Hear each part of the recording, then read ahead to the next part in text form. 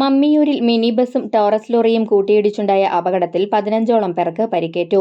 ചൊവ്വാഴ്ച പുലർച്ചെ 1:45ഓടെയായിരുന്നു അപകടം.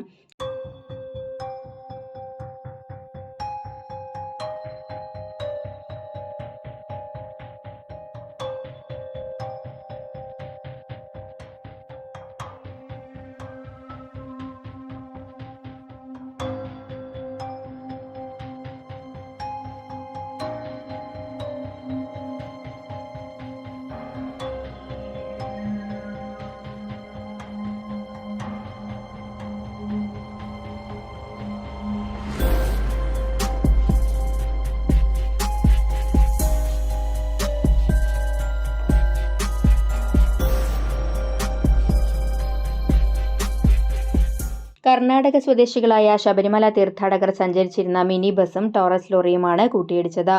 പരിക്കേറ്റവരെ ആശുപത്രിയിൽ പ്രവേശിപ്പിച്ചു.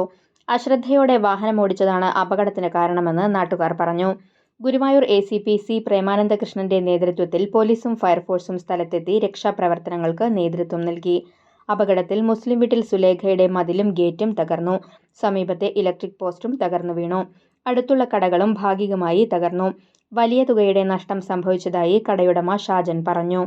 എൻ്റെ 3 കടയുടെ ജോണിയേട്ടൻ, ഷാജൻ, സുധാകരൻ, ലോട്ടറി കട നടത്തുന്ന രമേശൻ എന്നിവരുടെ കടകൾ ഫ്രണ്ട് ഭാഗം ഫ്രണ്ടിലെ ഷീറ്റും കാര്യങ്ങളും എല്ലാം കംപ്ലീറ്റ് നാശനഷ്ടം സംഭവിച്ചു. കട തുറക്കാൻ പറ്റാത്തൊരവസ്ഥയിലായിരുന്നു. അതോ ഓരോരുത്തർക്ക് ഏകദേശം ഒരു 10 രൂപയ്ക്ക് മേലെ നഷ്ടം വരും. ഷീറ്റ് ഇടണമെങ്കിൽ പുതിയ ഷീറ്റ് ഇടണമെങ്കിൽ 10 രൂപയ്ക്ക് മേലെ ഓരോരുത്തർക്ക് നഷ്ടം വരും. ഇറക്കിയാലും ചെയ്യാൻ പറ്റുള്ളൂ. ആ കണ്ടീഷനിലാണ്. ഇവിടെ ഒരു 10-15 പേരെ നഷ്ടം 4 കടക്കാർ കൂടിയിട്ടുണ്ടായിട്ടുണ്ടാവും.